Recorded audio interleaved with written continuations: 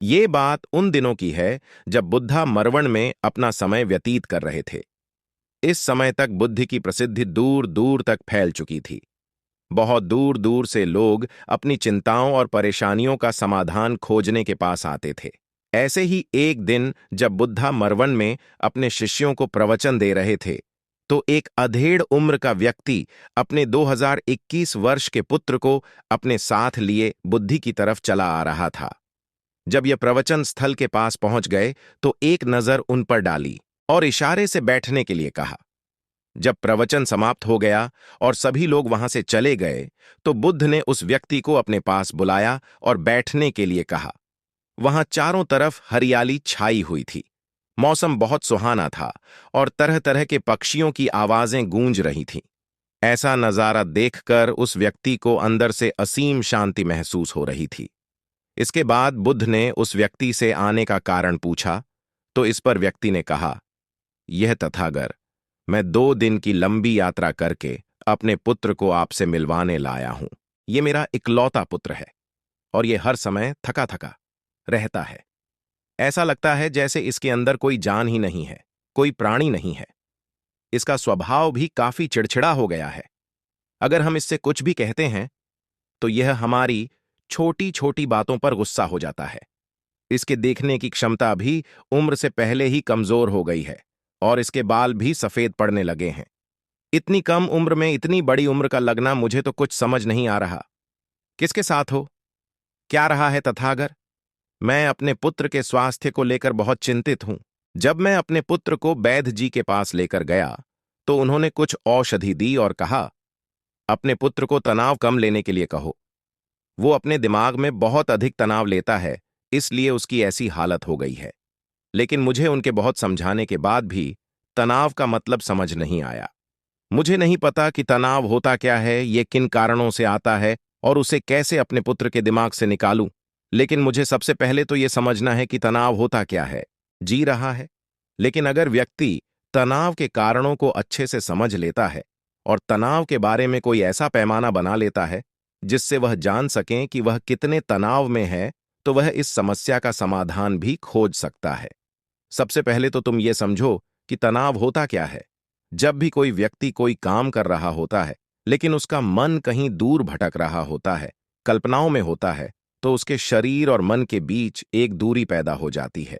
यह दूरी जितनी अधिक होगी, व्यक्ति उतनी ही ज्यादा बेहोशी की अवस्था में होता है और शरीर व मन के बीच की इसी दूरी, इसी खिंचाव को तनाव कहा जाता है।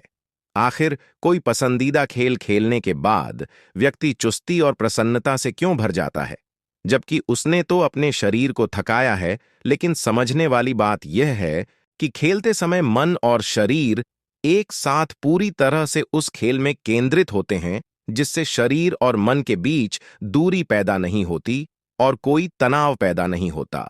और अगर दिमाग में कोई तनाव था भी तो वो भी दूर हो जाता है।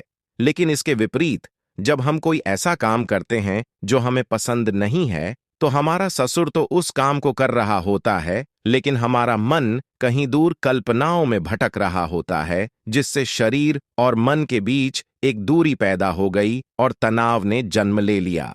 इसीलिए व्यक्ति को एक समय पर सिर्फ एक ही काम करना चाहिए और अपने तन और मन की सारी शक्ति उसी एक काम पर लगा देनी चाहिए, जिससे व्यक्ति के अंदर तनाव पैदा ही ना हो। इसके बाद बुद्ध ने कहा, तनाव पैदा होने के मुख्य 8 कारण होते हैं और जिसने इन कारणों को समझ लिया वो जीवन भर तनाव मुक्त रह सकता है। मुख्य कारणों में सबसे पहला कारण है अति महत्वाकांक्षी होना। महत्वाकांक्षी होना अच्छी बात है, लेकिन क्या कभी आपने इस बात पर ध्यान दिया है कि इंसान के लक्ष्य कभी पूरी ही नहीं होते? उसका एक लक्ष्य पूरा हुआ नहीं कि वह दूसरे की तरफ भागने लगता है। दूसरा पूरा हुआ तो तीसरे की तरफ, और इस तरीके से वो अपने लक्ष्यों को पाने के लिए जिंदगी भर गोल गोल घूमता रहता है। इसीलिए जो व्यक्ति अति महत्वाकांक्षी होता है, जिसने बड़े बड़े लक्ष्य बनाए होते हैं, वह वर्तमान में कभी रह ही नहीं पाता। उसका मन सदैव भविष्य की योजनाएं बनाने में ही व्यस्त रहता है। उसका शरीर तो वर्तमान में रहता है, लेकिन भविष्य में ही रहता है, जिससे मन और शरीर के बीच दूरी पैदा हो जाती है और वह तनाव भरी जिंदगी जीने लगता है। बुद्ध के मुंह से यह बात सुन उस लड़के ने कहा, बुद्ध, तो फिर इसका मतलब है कि हमें लक्ष्य नहीं बनानी चाहिए, क्योंकि लक्ष्य बनाना भी तो महत्वाकांक्षा ही है। इस पर बुद्ध ने कहा, जीवन में लक्ष्य बनाना कोई गलत बात नहीं है, लेकिन समस्या तब उत्पन्न होती है जब वो अपना पूरा ध्यान उस लक्ष्य से मिलने वाले परिणाम पर ही लगा देते हैं और उसके परिणाम की चिंता करते रहते हैं। व्यक्ति को वर्तमान में जीना आना चाहिए। आप लक्ष्य बनाइए और उस लक्ष्य की प्राप्ति के लिए कड़ी मेहनत करिए, लेकिन साथ ही साथ आपको इस बात का भी ज्ञान होना चाहिए कि आप अभी वर्तमान में जी रहे हैं और वर्तमान ही सत्य है। बुद्ध ने आगे कहा, तनाव का दूसरा सबसे बड़ा कारण है ईर्ष्या। जब व्यक्ति ईर्ष्या और जलन से भर जाता है तो उसका मन अंदर से सड़ने लगता है। ईर्ष्या एक आंतरिक घाव है। आंतरिक घाव यानी मन का घाव। व्यक्ति के शरीर का घाव तो भर सकता है, लेकिन मन का घाव कभी नहीं भर सकता। इसीलिए व्यक्ति को दूसरे की खुशी और तरक्की से कभी ईर्ष्या नहीं करनी चाहिए, क्योंकि तनाव का कारण है। इसके बाद बुद्ध ने तनाव का अगला कारण बताते हुए कहा कि आरुषिपूर्ण काम करने से भी मन में तनाव पैदा होता है। फिर बुद्ध ने कहा, तनाव का चौथा कारण होता है किसी दूसरे से अच्छा रखना। बुद्ध ने उस व्यक्ति की ओर इशारा करते हुए कहा, एक पिता होने के नाते तुम्हारी अपने पुत्र से बहुत सी अपेक्षाएं होंगी कि तुम्हारा पुत्र एक बहुत ही कामयाब इंसान बने, तुम्हारा नाम रोशन करे, जैसा तुम चाहते हो उस तरह का जीवन जिए, तुम्हारी हर बात मानी। लेकिन क्या आज तक कभी किसी की सारी अपेक्षाएं पूरी हुई है? जब भी कोई व्यक्ति किसी दूसरे से कोई अपेक्षा रखने लगता है तो वो अनजाने में अपने लिए तनाव पैदा करने लगता है।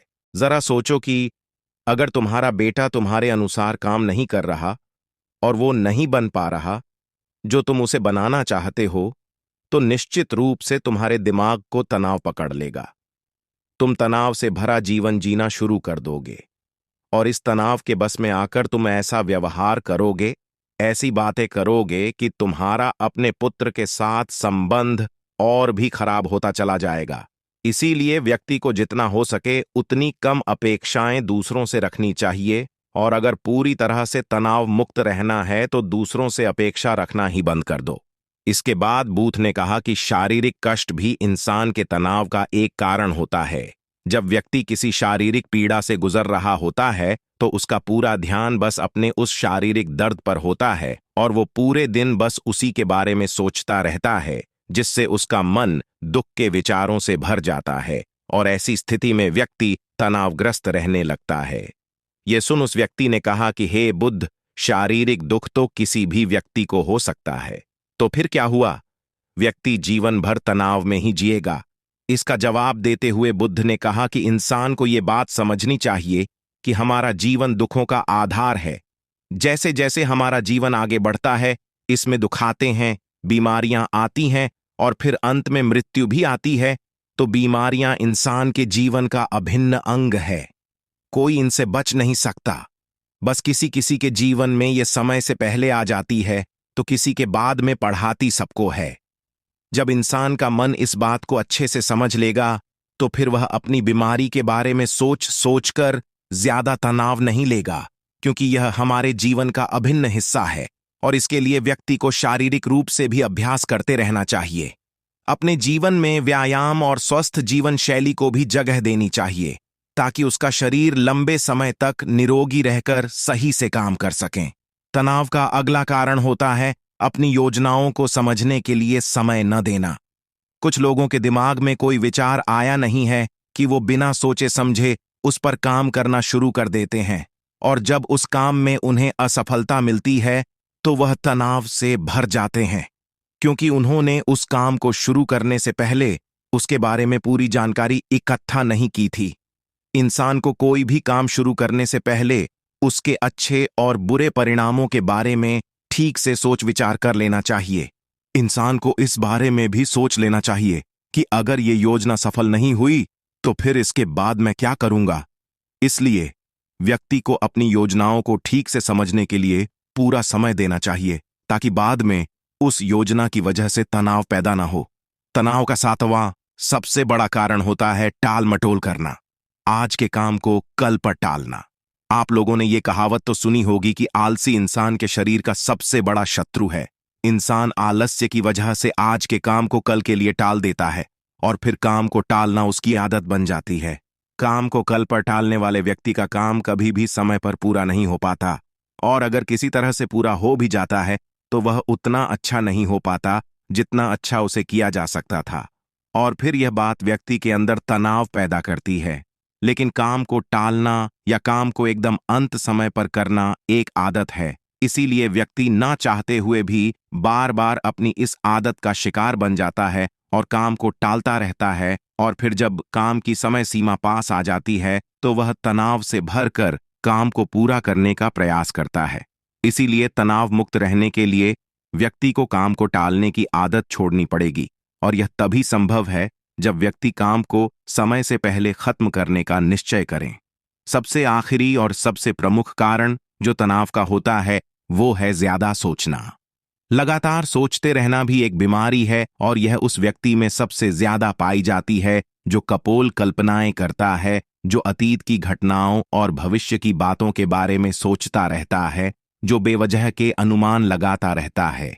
इसीलिए व्यक्ति को ज्यादा सोचने की आदत पर लगाम लगाना चाहिए। इसके लिए जितना हो सके खुद को काम में व्यस्त रखना चाहिए, और हर दिन ध्यान का अभ्यास करने को अपने जीवन का हिस्सा बना लेना चाहिए। बुद्ध के मुंह से यह सारी बातें सुनकर उस व्यक्ति ने हाथ जोड़कर कहा, बुद्ध, मेरा पुत्र तो अभी मात्र 20 वर्ष का ही है और इसमें अभी इतनी समझ भी नहीं है कि यह आपकी बताई सारी बातों का एक साथ पालन कर सकें। आप कृपया करके तनाव मुक्त रहने का कोई आसान सा तरीका बता दें जिससे मेरा बेटा उसका अनुसरण भी कर सके और तनाव मुक्त भी रह सके। उस व्यक्ति की यह प्रार्थना सुन बुद्धि ने कुछ सोचते हुए जवाब दिया, अगर तुम इतनी सारी बातों का पालन नहीं कर सकते तो इसके लिए एक बहुत ही आसान विधि है। तुम एक बार मैं एक काम को करने पर ध्यान लगाओ भी काम कर रहे हो, उस समय पर सिर्फ उसी काम को करो, सिर्फ उस पर ही अपना पूरा ध्यान लगाओ, और अगर तुम्हारा मन इधर उधर भटक जाता है तो जैसे ही तुम्हें याद आए उसे वापस फिर उसी काम में लगा दो। ये सबसे आसान और अच्छा तरीका है तनाव मुक्त रहने का। जब तुम भोजन करो तो उस समय सिर्फ भोजन ही करो, उसके पूरे स्वाद का आनंद लो, उसी अनुभव करो। जब चलो तो अपना पूरा ध्यान सिर्फ चलने लगा दो। इससे तुम्हारा मन और तुम्हारा शरीर दोनों एक जगह पर केंद्रित रहेंगे। दोनों के बीच दूरी पैदा नहीं होगी जो कि तनाव का मुख्य कारण होती है। दोस्तों, आज की युवा पीढ़ी एक ही समय पर 2-2, 3-3 काम करने के आदी हो चुकी है, जैसे फोन पर बात करते हुए गाड़ी चलाना, खाना खाते हुए टीवी देखना, ये फोन चलाना, और फिर इनकी शिकायत रहती है कि मैं तनाव में जी रहा हूं, मेरा मन शांत रहता है, मैं चिड़चिड़ा सा हो गया हूं। जब कोई व्यक्ति एक ही समय पर 3-3 काम करेगा तो तनाव पैदा होना तो स्वाभाविक है, क्योंकि दिमाग तो एक समय पर पूरा ध्यान लगाकर सिर्फ एक ही काम कर सकता है। पूर्ण रूप से एक ही समय पर 2 कामों पर ध्यान कभी नहीं लग सकता। इसीलिए जहां तक संभव हो सके एक समय पर सिर्फ एक ही काम करने का प्रयास करें, वो भी पूरे ध्यान के साथ।